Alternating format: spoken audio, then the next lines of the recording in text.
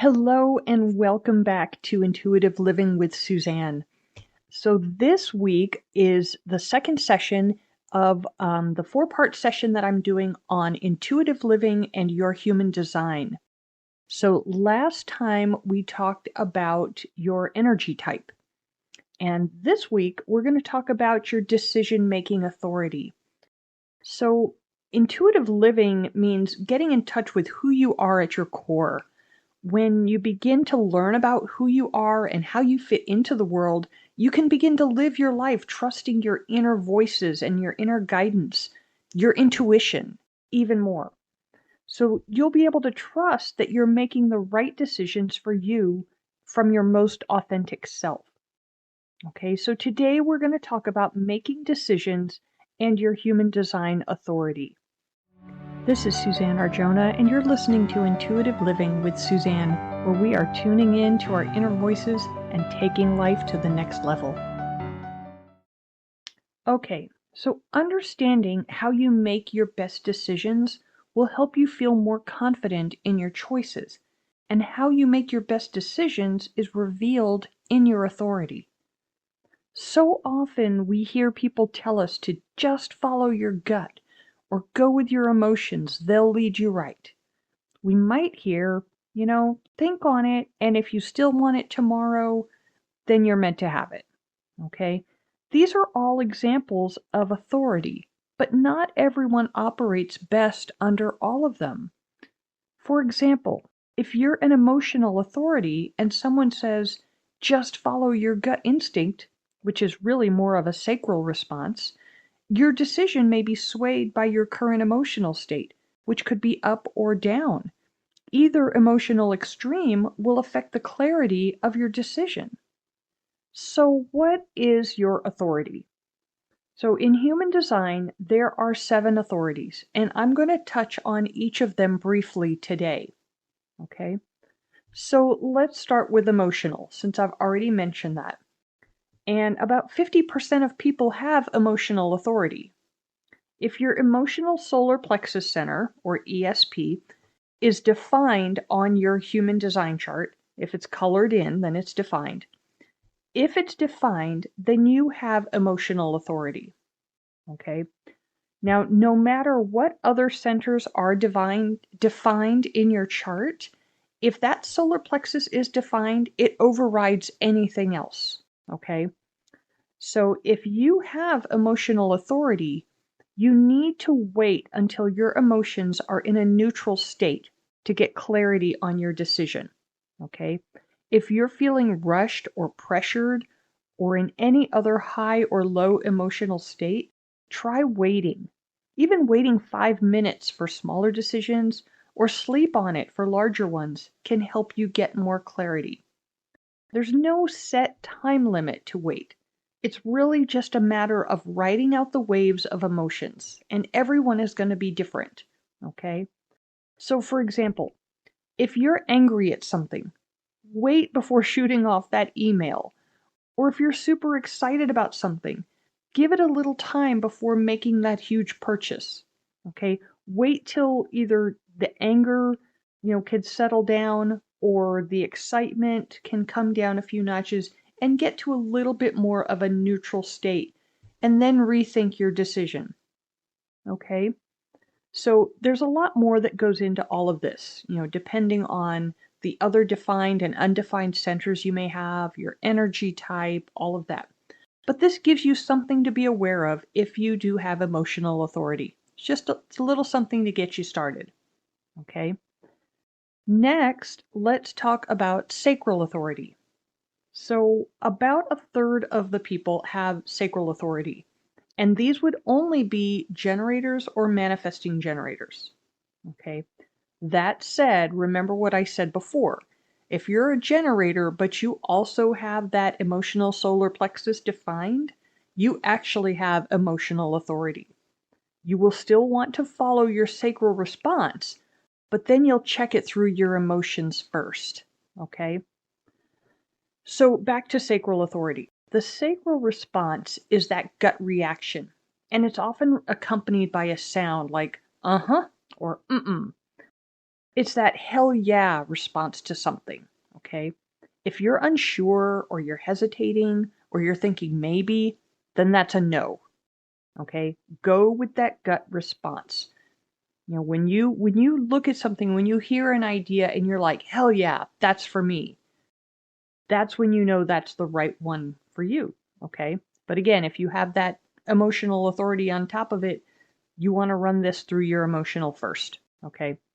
So when you go with that gut response, that's how those of us with sacral authority know that we're on track with the decision, okay? Often we're conditioned to just go along with the crowd. And sometimes this goes against our sacral response. You may need to practice getting used to listening and feeling for your inner response and learn to trust it again, and not just, lean on the social conditioning that you've had all your life. Okay? So next, we want to talk about the splenic authority or splenic authority. I've heard it pronounced both ways, so whichever one feels good to you, go with that. So those with splenic authority make up about 10% of all people. Okay? Manifestors, projectors, and pure generators may have splenic authority. Okay? This is that internal knowing, that intuition. Okay? You may not know how you know, you just do. It's your primal instinct or your survival guide that leads this authority. Often those with the splenic authority get tripped up by their thoughts. They try to think through a decision rather than go with what they instinctively know. This is also part of our conditioning to think things through or weigh the pros and cons. Those with splenic authority might second guess their better instinct if they let their mind get in the way. Okay? So let's talk about the ego authority next. The ego authority is ruled by the heart center, okay, also known as the will center. Now you need to make sure that your heart is in your decision. If your heart's not in it, it's not for you. The heart center, again, is also known as the will center. So you really want to be able to make sure that you are into this decision with your heart before you attach your willpower to it, okay?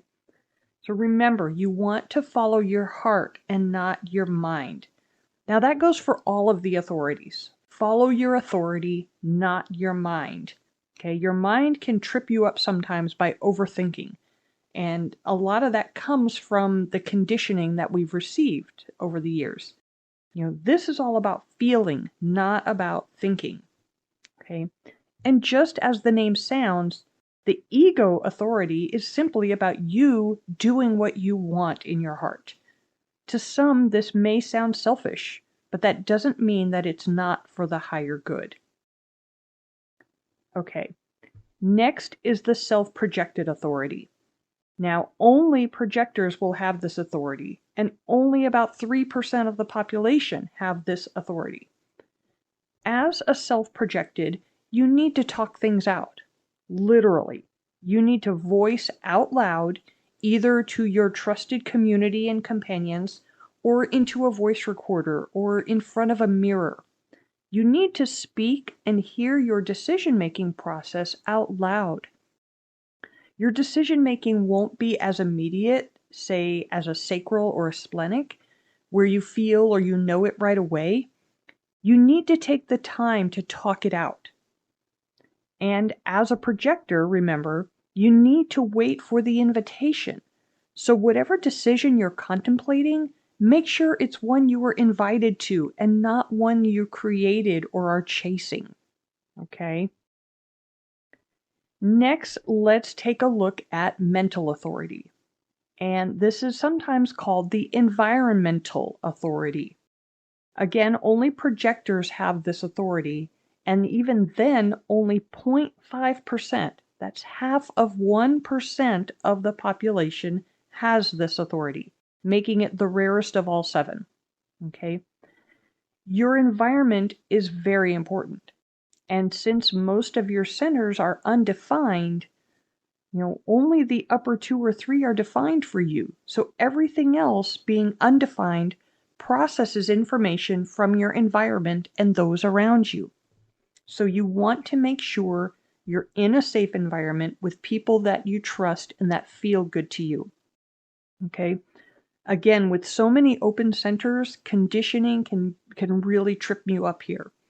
So if you're in a place that feels good and you're around people that make you feel good, you'll be better able to sense what are your thoughts and what belongs to others as you're making your decisions. Okay, so this brings us to the end. And so finally, let's take a look at lunar authority. Now, this one is a little different from all of the other ones. And this one is only for the reflectors because they have no defined centers. They are ruled by the moon cycles. Okay? So as the moon moves through the other 6 authorities, as it transits through over 28 days, the reflector will be able to feel or experience each of these other authorities. So waiting 28 days to make a decision, if possible, is wise for the reflectors. Okay, this is why they need to do that. That said, obviously, it's not practical to wait 28 days for some decisions, especially small ones.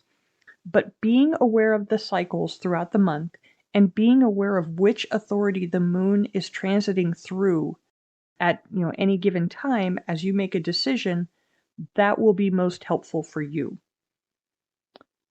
So, those are the 7 authorities in a nutshell. Again, as I mentioned, there is much more to all of this, as all the other pieces of your design influence and enhance your authority in a way that's unique just to you. But this gives you a general idea of how to approach your decision-making process. Okay? And that's what I hope you'll take from this and begin to apply to your life every day. So, in the next Human Design episode, I'll continue this mini-series by looking at life themes. And with those, again, enhancing your intuition and trusting in your guidance system even further. But first we're going to take a little break. Next week's episode will be back in the Archetype series. That's for members of the paid community. That series hits just once a month. And so it interrupts these other series for everybody else. But the next week's episode will be back in the Archetypes for the members of the paid community. Those are the Your Limitless Life community members. Okay. You can find out more about how to access these special episodes and other paid member benefits in my Substack community. And there's a link to the episodes, a link to that in the episode notes for you to visit. So you can just check that out. And then after that, after next week, we'll pick up where we're leaving off here with human design again, okay? So, if you'd like to learn more about your human design type and your strategy and now your authority, feel free to schedule a call with me. You can find my contact info at my website at www.thelifewalk.com. That link is also in the show notes here with the podcast. So anyways, thank you again for joining me this week, and until next time, I wish you all the brightest blessings.